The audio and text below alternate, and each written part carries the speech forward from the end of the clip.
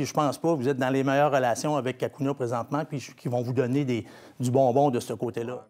Les candidats à la mairie de Rivière-du-Loup ont été fidèles à eux-mêmes lors du débat. Ils n'ont pas du tout la même vision et ils sont pas souvent d'accord. Je vous résume les échanges.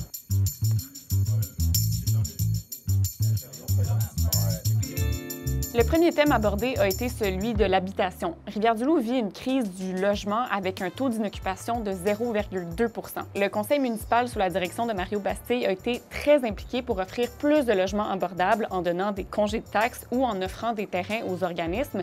Mais Christian Pelletier croit que la solution, c'est d'offrir plus de places au privé sans impliquer les finances de la ville. Mario Bastille a répondu que les coûts pour la ville sont minimes par rapport aux bénéfices et là-dessus, il y a une divergence d'opinion. Ce ne doit pas être une compétition, si on veut, à l'entreprise privée pour développer des logements. C'est sûr qu'on est obligé de participer. C'est pas la ville.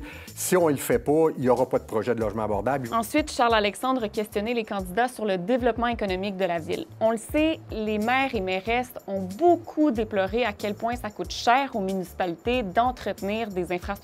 Ici, les candidats s'entendent pour dire qu'il faut avoir un plus gros gâteau fiscal ou tarte, c'est selon, en misant d'abord sur le développement du parc industriel. Si on veut, notre gâteau fiscal. La tarte, les recettes fiscales. Et là, Christian Pelletier a reproché à Mario Bastille de ne pas avoir eu une vision à long terme.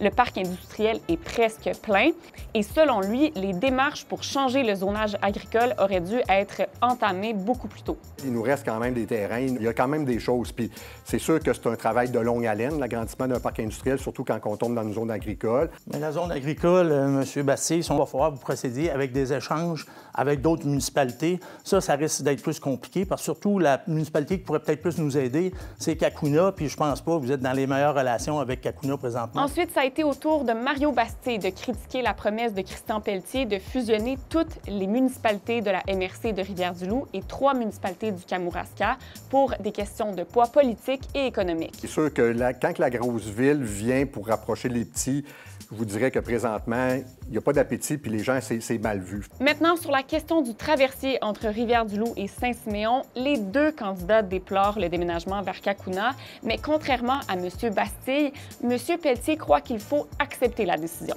Ça a pris quand même beaucoup de place. Que ça a pris trop de place, je pense que oui, mais en même temps, on était capable de marcher de la gomme en même temps. Dernier thème abordé, leur vision du centre-ville. Christian Pelletier croit que la zone du centre-ville est trop étendue et propose de changer le plan d'urbanisme pour retirer l'obligation d'avoir des locaux commerciaux au rez-de-chaussée sur la rue La Fontaine. Mario Bastille est plus ou moins d'accord avec ça.